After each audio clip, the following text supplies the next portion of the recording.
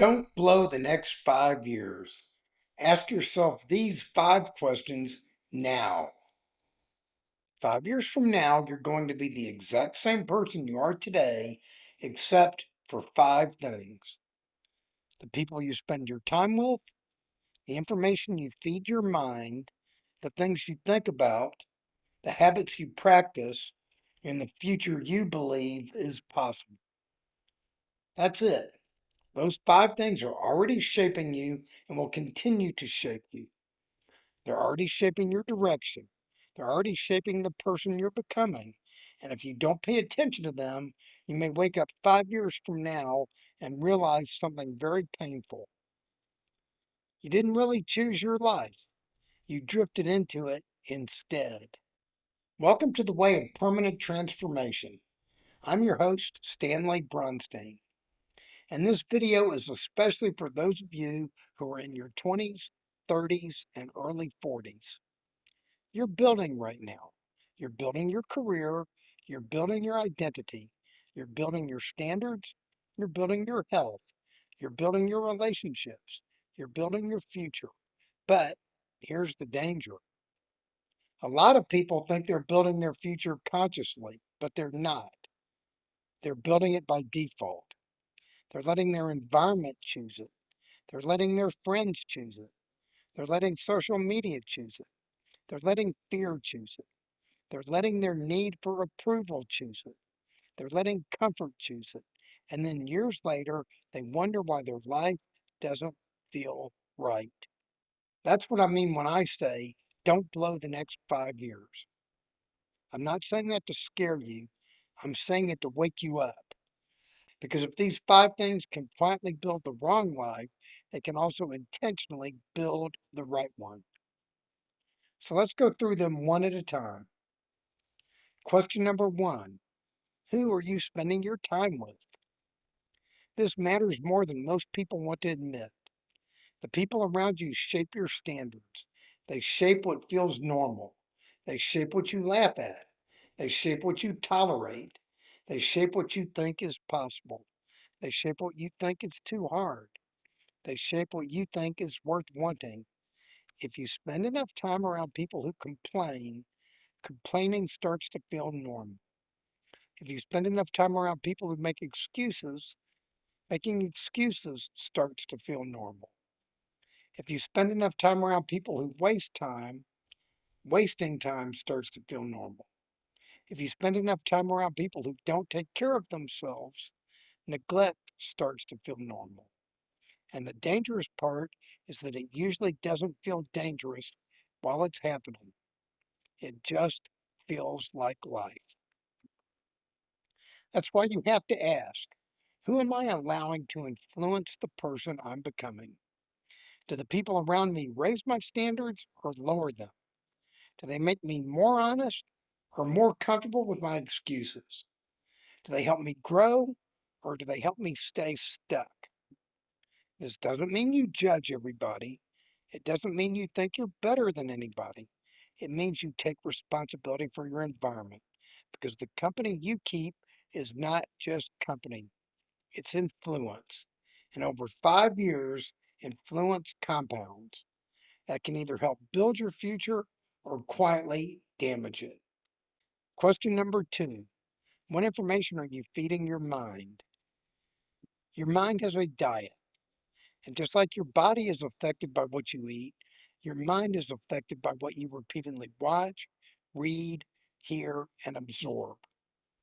That includes books, videos, podcasts, music, news, social media, conversations, comment sections, short form content, long form content, everything. You may think you're just scrolling. You may think you're just listening. You may think you're just watching something for a few minutes, but your mind is taking it all in. And if you keep feeding your mind fear, outrage, comparison, gossip, distraction, and nonsense, don't be surprised when your thinking becomes fearful, scattered, reactive, and unclear. You can't feed your mind junk all day and expect your future to be excellent. That's not how it works. So ask yourself, what am I feeding my mind most of the time, every day? Is it making me stronger? Is it making me clearer? Is it making me wiser? Is it making me more disciplined? Is it making me more capable? Or is it making me anxious, distracted, angry, jealous, passive, and confused? This is not about living in a bubble. This is not about avoiding reality. This is about choosing your inputs carefully, because what repeatedly enters your mind eventually shapes how you see the world, and how you see the world shapes how you live in it. If you want a better future, start feeding your mind better material. Question number 3. What thoughts do you keep repeating? This may be the most private one, because nobody else hears all of your thoughts, but you do.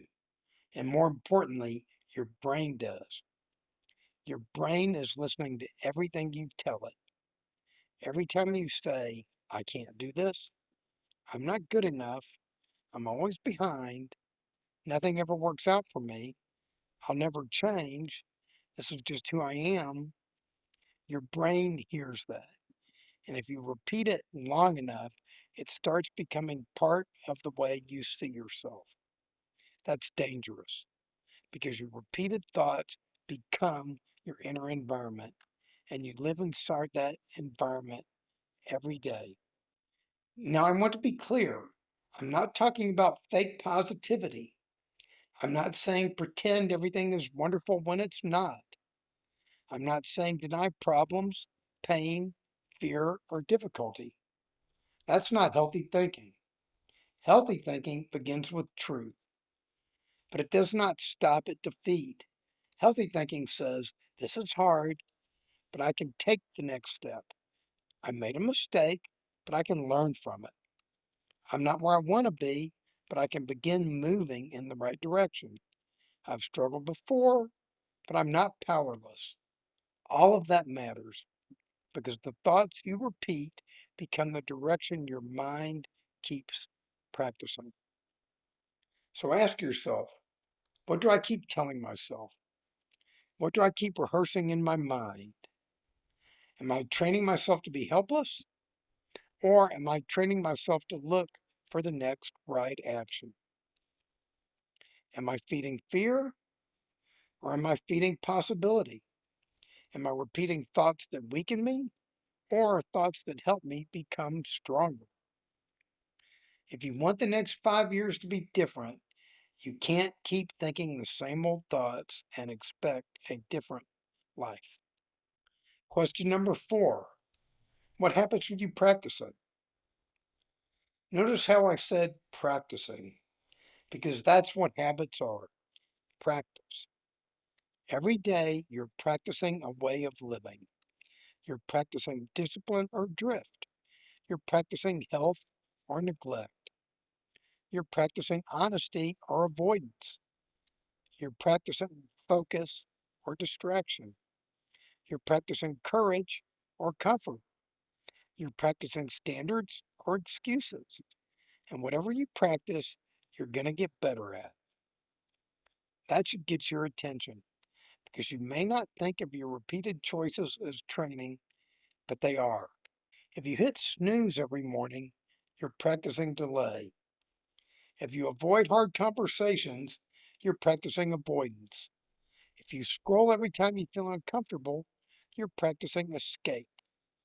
If you break promises to yourself, you're practicing self distrust.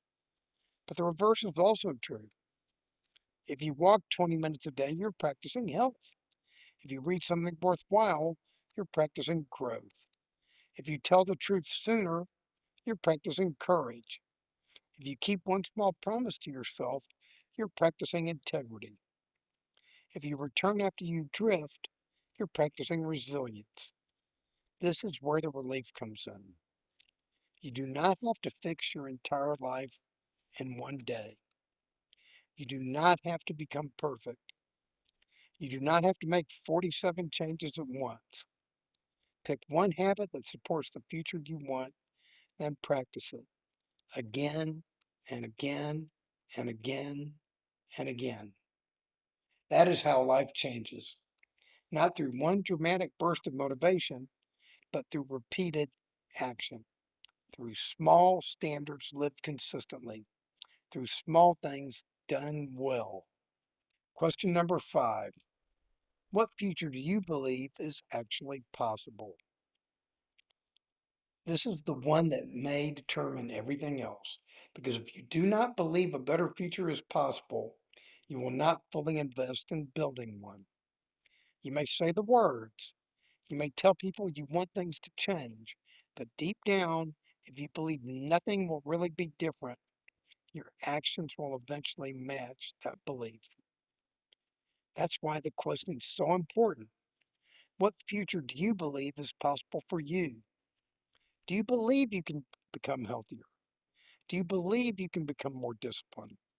Do you believe you can build better choices? Do you believe you can build better relationships? Do you believe you can find clearer direction? Do you believe you can change your standards? Do you believe you can become more than you've been before?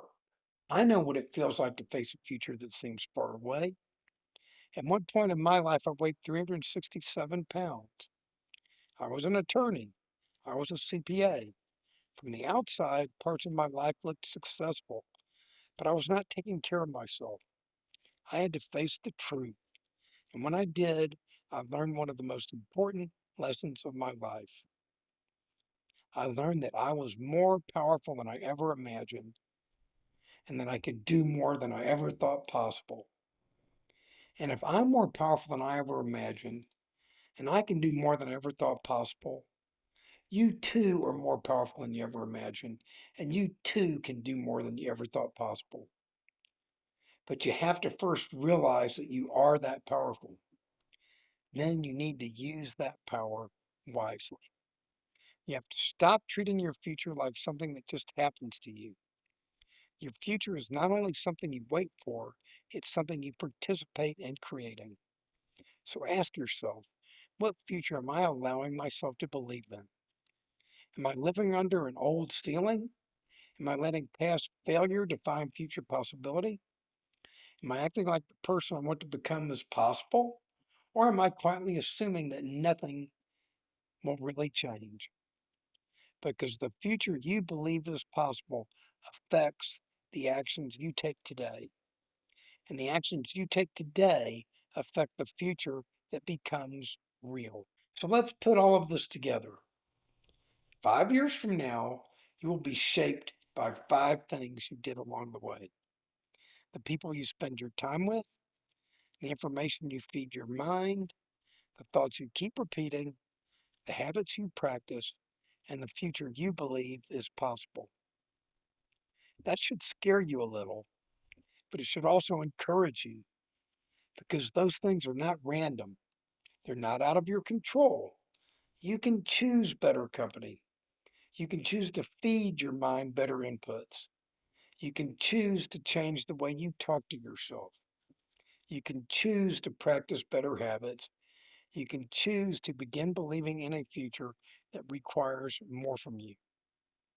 You don't need to blow the next 5 years.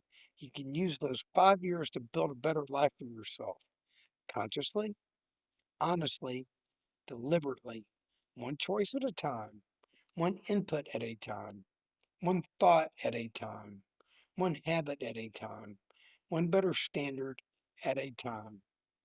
So here are the 5 questions I want you to ask yourself now. Who am I spending my time with? What information am I feeding my mind? What thoughts do I keep repeating? What habits am I practicing? What future do I actually believe is possible?